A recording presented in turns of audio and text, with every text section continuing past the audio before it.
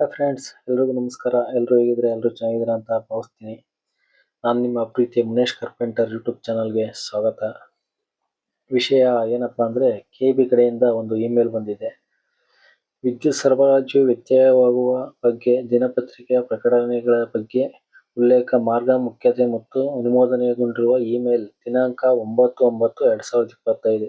ಮೇಲ್ಕಂಡ ವಿಷಯಕ್ಕೆ ಸಂಬಂಧಿಸಿದಂತೆ KB cross 220 kV ಸ್ವೀಕೃತ ಕೇಂದ್ರದ ತ್ರೈಮಾಸಿಕ ನಿರ್ವಹಣಾ ಹಾಗೂ ಕಾಮಗಾರಿ ಇರುವುದರಿಂದ ದಿನಾಂಕ 26/9/2025 ರಂದು ಸಮಯ 10 ರಿಂದ 6 ರವರೆಗೆ 225 kV ಸ್ವೀಕರಣಾ ಕೇಂದ್ರ KB ಕ್ರಾಸ್ ಇಂದ ಸರಬರಾಜಾಗುವ ಎಲ್ಲ 110 kV outgoing Tiptur, Chikkanayakanahalli, Turuvekere, Paddanakere, Thimmanahalli ಮತ್ತು ಮಾಯಸಂದ್ರ ಪ್ರಕಾರಗಳಿಗೆ ವಿದ್ಯುತ್ ಸರಬರಾಜಿನಲ್ಲಿ ವ್ಯತ್ಯಯವಾಗಲಿದೆ ಎಂಬ ವಿಷಯವನ್ನು ದಿನಪತ್ರಿಕೆಗಳಲ್ಲಿ ಪ್ರಕಟಿಸುವ ಬಗ್ಗೆ ಈ ಮೇಲ್